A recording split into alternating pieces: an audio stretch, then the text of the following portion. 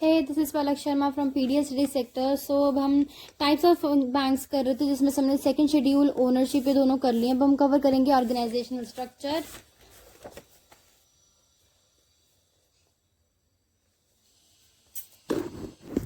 Organisational structure के अंदर आते हैं 4 टाइप्स।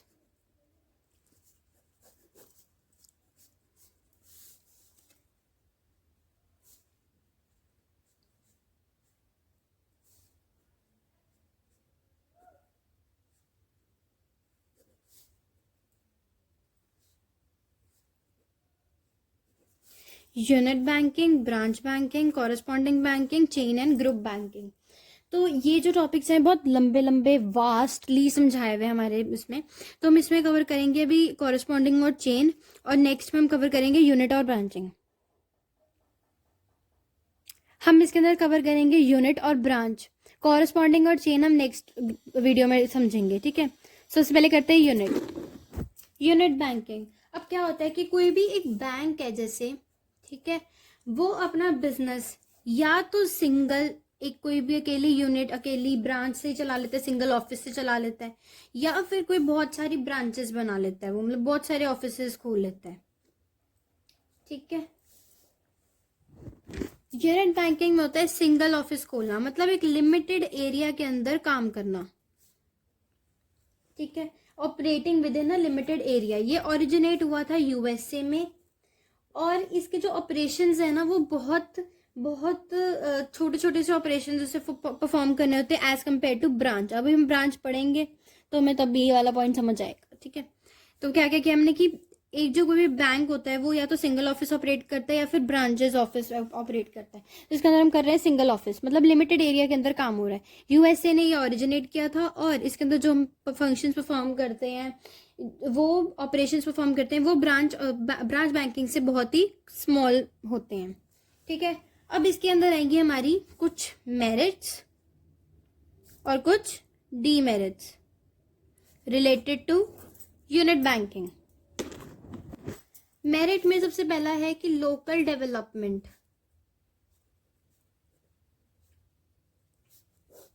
लोकल डेवलपमेंट में क्या आएगा कि एक तो ये लोकलाइज्ड बैंकिंग है,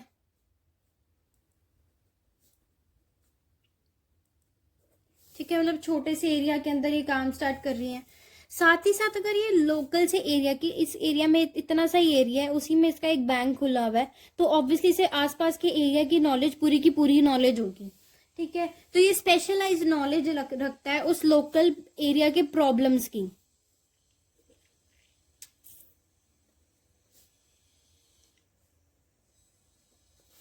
क्या था कि स्पेशलाइज्ड नॉलेज रखता है वो लोकल एरिया प्रॉब्लम से रिलेटेड, ठीक है। साथ ही साथ वो उनकी रिक्वायरमेंट्स को फुलफिल करता है, उन लोकल एरिया के बंदों की रिक्वायरमेंट्स को फुलफिल करता है अच्छे वे में, बेटर मैनर में, ठीक है। और जो फंड यूज करे जा रहे हैं लोकल डेवलपमेंट के लिए, वो लोकल एरियाज में ट्रांसफर कर दिए जाते हैं, ठीक है। सेकंड पॉइंट है हमारा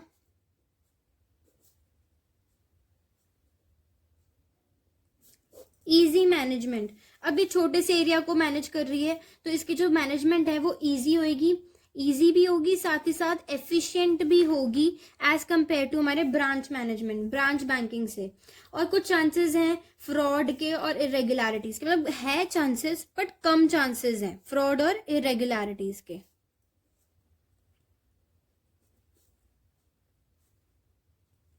ठीक है। Now the next point is, third point is overhead cost. Branch accounting के अंदर ज्यादा होती है ओवरहेड कॉस्ट, और इसके अंदर उससे कम होती है, मतलब ब्रांच अकाउंटिंग से रिलेटिवली कम होती है इसकी overhead cost. Fourth point is decision making.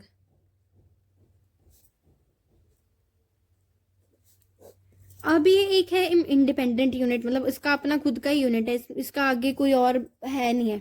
तो ये इंडिपेंडेंट यूनिट है, तो मतलब ये डिसीजन भी फटाफट ले सकता है। अब जैसे कोई बंदा है किसी के ऊपर रिजर्व्ड है कि जब तक वो हमें अप्रूवल नहीं देगा तब तक हम वो डिसीजन ले नहीं सकते, तो अब इसमें किसी के अप्रूवल की जरूरत ही नहीं है। अब अप्रूवल की जरूरत नहीं है तो मतलब जैसी डिसीजन लिया वैसे ही हमने उसको इम्प्लीमेंट कर दिया, ठीक है, तो no delay in the decision making.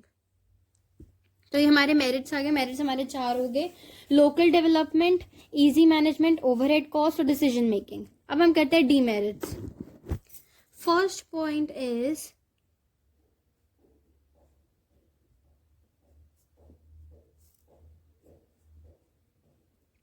Distribution of risk. अब क्या है, जैसे अब हमारी हम एक ही अकेले ही हैं, हमारे और कोई भी ब्रांचेस एंड ऑल कुछ भी नहीं, हम अकेला यूनिट है, तो हमें जो भी लॉस होगा वो हमें खुद को ही फेस करना पड़ेगा। हमारा जो लॉस है वो इधर उधर डिस्ट्रीब्यूट नहीं हो सकता। So no distribution of risk is possible in unit branching. ठीक है, second point is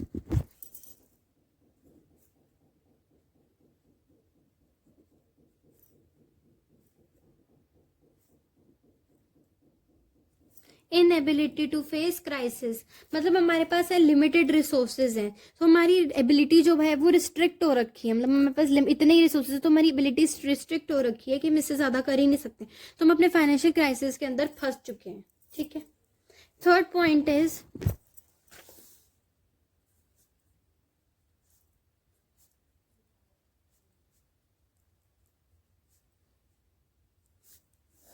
lack of specialisation. अब क्या है कि हमारा एक छोटा सा यूनिट है, अब हम कुछ नया इंट्रोड्यूस कर नहीं सकते क्योंकि हमारा छोटा सा यूनिट है, और अगर हम कुछ नया इंट्रोड्यूस नहीं कर सकते तो हमें कोई एडवांटेज भी नहीं मिल सकती। ठीक है, एडवांटेज किस चीज की, लेबर को डिस्ट्रीब्यूट, बहुत सारे लेबर लाने की। अब लेबर को ला लें, सपोज हमने लेबर ले आए हम, तो हम स्पेशलाइजेशन वाले लेबर नहीं ला सकते क्योंकि हम जा रहे हैं छोटे छोटे गाँव में, उधर वहां पे ज्यादा अच्छे लोग, वहां पे ज्यादा अच्छा लेबर नहीं मिल पाएगा हमें। और साथ ही साथ अगर हम स्पेशलाइजेशन वाले मिल भी गए गाँव में, तो हमारे पास इतना पैसा नहीं है क्योंकि हम अकेला एक छोटा सा यूनिट है, हमारे पास इतना पैसा नहीं है कि हम स्पेशलाइज्ड लोगों को उनकी उस टाइप की सैलरी दे सकें। ठीक है, तो क्या है कि because of small size we are not able to introduce anything. ठीक है, and don't even get any advantage of division of labour and specialisation, और even can not afford highly skilled employees. ठीक है, तो ये हमारे हैं डीमेरिट्स। ठीक है, distribution of risk, inability to face crisis और लैक ऑफ स्पेशलाइजेशन हमारा कवर हो गया। अब इसके अंदर यूनिट बैंकिंग। अब हम करेंगे branch banking. Branch banking system क्या है, एक फाइनेंशियल सेंटर है हमारा।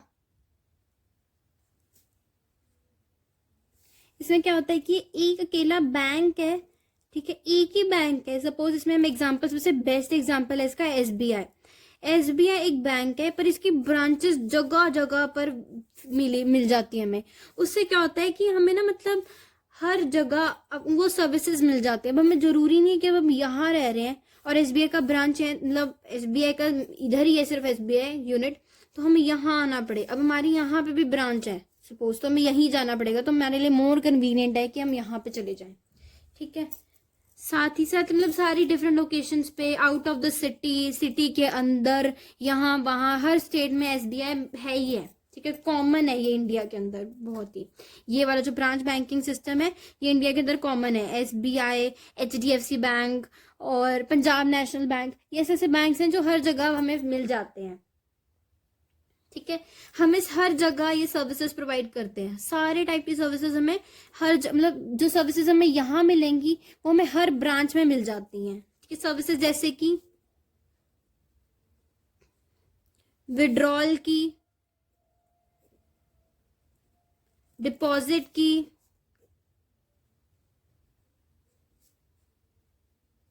कोई फाइनेंशियल एडवाइस चाहिए हो वो हम बोल सकते हैं, पूछ सकते हैं। सेफ डिपॉजिट करवा सकते हैं। हम यहाँ से यहाँ तक जाएंगे, फिर चोरी चकारी होगी तो अब यहाँ से यहाँ तक ही जाना है, छोटे से एरिया कवर करना है हमें बस। इंश्योरेंस की, तो क्या क्या हम कौन कौन सी सर्विसेज कर सकते हैं, insurance, safe deposit, financial advice, deposits, withdrawal, ये सब चीजें हम हर ब्रांच में जाके कर सकते हैं। This is all in branch banking system. अब इसके आगे कुछ मेरिट्स और डीमेरिट्स हैं, वो देखते हैं। सबसे पहले देखते हैं मेरिट्स क्या क्या है। ठीक है, मेरिट्स है पहला तो कि बेटर फैसिलिटी प्रोवाइड करता है ये कंज्यूमर या कस्टमर को। मतलब क्या है कि अगर हम बहुत ज़्यादा जगह पे, जैसे हमारे जो बैंक है, सपोज करो वो अहमदाबाद में है, हम यहाँ चंडीगढ़ में हैं, तो हम यहाँ से वहाँ बार बार तो आए जा नहीं सकता ना। तो हमारे यहाँ पे भी इस बैंक ने हर जगह पे अगर ब्रांचेस ओपन करी होंगी तो फिर हम लोग इस बैंक को ही प्रेफर करेंगे कि चलो इसका जो ब्रांच है वो चंडीगढ़ में भी है तो हम चंडीगढ़ वाले ब्रांच में ही चले जाते हैं। नहीं तो हमें बार बार अप डाउन करना पड़ेगा। इससे क्या होता है कि एफिशिएंसी इंक्रीज हो जाती है। अब जैसे हर स्टेट से बंदा इधर वाले बैंक में ही जाएगा, मतलब एक ही सेंट्रल बैंक है उसी में ही जाएगा, तो वहां पे कस्टमर जो है वो बहुत ज़्यादा हो जाएगा। अब छोटे हर जगह ब्रांचेस खुली हुई होंगी तो फिर बंदे जो है वो डिवाइड हो जाएंगे हर जगह, है ना। तो कम कस्टमर्स होंगे एक ब्रांच में, तो एफिशिएंसी उससे भी इंक्रीज होगी। तो पहला पॉइंट क्या है कि बेटर फैसिलिटीज। तो फर्स्ट पॉइंट हमारा है बेटर फैसिलिटीज टू कस्टमर्स। अब क्या है कि ब्रांच बैंकिंग मतलब यहाँ पे हमारा एक हेड ऑफिस है और यहाँ पे हमने बहुत सारे अपने ब्रांचेस खोल लिए हैं। अब सपोज इस ब्रांच ने ये थोड़े रूरल एरिया में है, यहाँ पे जो हमारे रिजर्व्स है ना वो बहुत ज़्यादा हैं, ठीक है, इसके पास पड़े हुए, पर यहाँ पे ना उनके पास कोई अपॉर्चुनिटी नहीं है इन्वेस्ट करने के लिए। तो ये जो रिजर्व्स है ये अपने यहाँ पे भेज सकते हैं, ठीक है, अपने हेड ब्रांच को भेज सकते हैं और वो अच्छी तरह से यूज़ हो सकते हैं। मतलब अगर हमारे पास यहाँ पे किसी को लॉस हो रहा है, इधर वाली साइड किसी को लॉस हो रहा है, तो ये वाले रिजर्व्स उनके लिए यूज़ हो सकते हैं, ठीक है। मतलब यहाँ पे जो है प्रॉपर यूज़ ऑफ कैपिटल हो रहा है। तो हमारा सेकेंड पॉइंट है मेरिट का प्रॉपर यूज ऑफ कैपिटल। मतलब कि अगर ब्रांच के पास ज़्यादा रिजर्व्स हैं तो उनके पास और कोई अपॉर्चुनिटी नहीं इन्वेस्ट करने के लिए, तो वो अपने जो रिजर्व्स हैं वो ट्रांसफ़र कर सकते हैं किसी और ब्रांचेस को वहाँ जहाँ पे उन रिजर्व्स का एक प्रॉफिटेबल यूज़ हो सकता है, ठीक है। उसके बाद है नेक्स्ट पॉइंट में क्या है कि सिर्फ ये अच्छी जगह पे बिग सिटीज़ पे नहीं होगा, रूरल एरियाज़ में भी डेवलपमेंट होगी। मतलब ये सिर्फ बिग सिटीज़ के पास ही रिस्ट्रिक्टेड नहीं है, ये स्मॉल टाउन्स में अंडर डेवलप्ड एरियाज़ में भी एक्सटेंड होता है। तो facilities to backward area,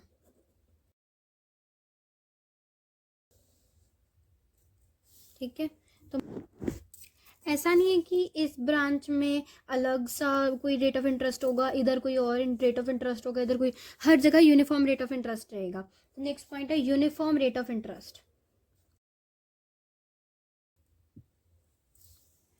next point ये है कि जैसे अब हमारा जो रिस्क है वो कम हो जाएगा। ऐसा क्यों होगा, कम क्यों होगा? सपोज जो रिस्क है ना वो पॉलिटिकल किसी इशू की वजह से हुआ हो, तो इस स्टेट में वो पॉलिटिकल इशू है, इस स्टेट में तो वो पॉलिटिकल इशू नहीं है ना, सेम पॉलिटिकल इशू इधर तो नहीं होगा, ठीक है। या फिर यहाँ पे कोई ड्रॉट हो गया है तो इनमें तो ड्रॉट नहीं होगा, या फ्लड नहीं आएगा अगर फ्लड है किसी जगह पे। तो अगर यहाँ का लॉस है तो यहाँ पे तो प्रॉफिट ही रहेगा, तो इसलिए जो लॉस है ना वो कम हो जाता है, ठीक है। ऑफसेट कर लेते हैं लॉस को, लॉस एक ब्रांच का ऑफसेट हो जाता है दूसरे ब्रांच के प्रॉफिट से, ठीक है। तो यहाँ पे फिफ्थ पॉइंट है स्प्रेडिंग ऑफ रिस्क, ठीक है। तो ये हमने कर लिया मेरिट्स। सबसे पहला पॉइंट हमने करा था बेटर फैसिलिटीज टू कस्टमर्स। मतलब अब कस्टमर को इधर उधर कहीं पे भागने की जरूरत नहीं पड़ेगी, उनको अच्छी बेटर और ग्रेटर फैसिलिटीज मिल जाएंगी और हर ब्रांच में कम ही लोग होंगे, तो फिर एफिशिएंसी भी उससे इंक्रीज होगी। इस पॉइंट में ये था। नेक्स्ट पॉइंट है proper use of capital.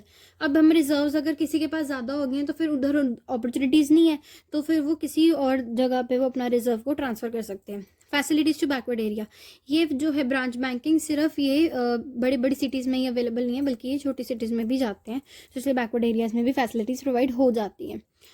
Uniform rate of interest इसलिए क्योंकि मोबिलिटी जो है कैपिटल की वो अच्छे से घूम रही है हर जगह, तो फिर हमारा रेट ऑफ इंटरेस्ट भी अच्छा होगा। उसके बाद है स्प्रेडिंग ऑफ रिस्क। इसमें था कि ब्रांचेस जो हैं उनकी जोग्राफिकली स्प्रेड होने की वजह से, अलग अलग जगह पे स्प्रेड होने की वजह से प्रॉफिट जो है वो ऑफसेट हो जाता है विद रिस्क, ठीक है। तो ये थे हमारे मेरिट्स। अब है हमारे डीमेरिट्स। अब क्या है कि जो हेड ब्रांच है वो यहाँ है ना, और ये सारे उनके ब्रांचेस हैं, ठीक है। ये हेड ऑफिस है और ये ब्रांचेस हैं। तो ये कोई भी डिसीजन लेने वाला होगा ना, ये ब्रांच मैनेजर कोई भी डिसीजन लेना चाहेगा तो उसे पहले मैनेजर जो हेड है उससे कंसर्न करना पड़ेगा, परमिशन लेनी पड़ेगी हर चीज़ के लिए हेड ऑफिस से, हर ईच एंड एवरी मैटर के लिए उसे वहाँ से परमिशन लेनी पड़ेगी, जिसकी वजह से डिलेज होते हैं, ठीक है। तो delay in decision making first point है। अब दूसरा पॉइंट ये है कि उसको हर चीज़ के लिए मतलब डिसीजन लेना पड़ेगा उनसे, अपने अपनी बिहाफ पे वो कोई डिसीजन नहीं ले सकता, ठीक है। और उसको हर चीज़ के क्लियरेंस के लिए एक वेट करना पड़ेगा हेड ऑफिस से, कि हेड ऑफिस से जब आएगा क्लियरेंस तो मैं वो प्रोसेस आगे बढ़ाऊँ। तो इस वजह से जो है ब्रांच मैनेजर वो इनिशिएटिव नहीं लेते खुद कि मैं भी कुछ काम करूँ, तो यहाँ पे lack of initiative. Next point है, अब हम यहाँ पे कह रहे थे कि रिस्क जो है वो स्प्रेड हो जाता है, ठीक है। अब थोड़ा बहुत तो इफेक्ट पड़ता ही होगा ना, है ना। तो वो है छोटा सा डिमेरिट कि एडवर्स लिंकेज इफेक्ट। इसके अंदर क्या है कि जो लॉसेस और वीकनेसेस हैं एक ब्रांच की, वो दूसरे ब्रांच या फिर सब ब्रांचेस को भी थोड़ा बहुत तो फर्क तो पड़ता ही है। तो वो हमारा थर्ड डिमेरिट और लास्ट डिमेरिट है। तो इसमें हमने 3 डिमेरिट करें, delay in decision making, lack of initiative, adverse linkage effect, ठीक है। तो इसी के साथ हमारा ये ब्रांच बैंकिंग सिस्टम खत्म हुआ। ब्रांच बैंकिंग के बाद अब हमारा है कॉरस्पॉन्डिंग बैंक, ठीक है। कॉरस्पॉन्डिंग बैंक के अंदर क्या है कि जैसे अब हमारा बैंक है फॉरेन में, अब्रॉड में हमारा बैंक है, उसके जो बिजनेस ट्रांजैक्शंस हैं, उससे रिलेटेड जो डॉक्यूमेंट्स हैं, वो सारे हैंडल करते हैं यहाँ पे बैठे हुए as an agent of this bank, ठीक है।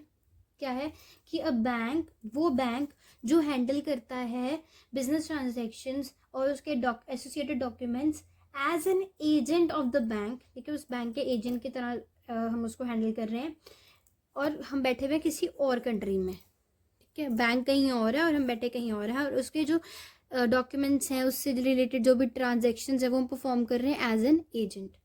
जो कॉरस्पॉन्डेंट बैंक है ये डिपॉजिट्स को एक्सेप्ट कर सकता है, लोन दे सकता है, ठीक है, और डॉक्यूमेंट्स गैदर कर सकता है किसी मतलब उस फाइनेंशियल इंस्टीट्यूशन से, ठीक है।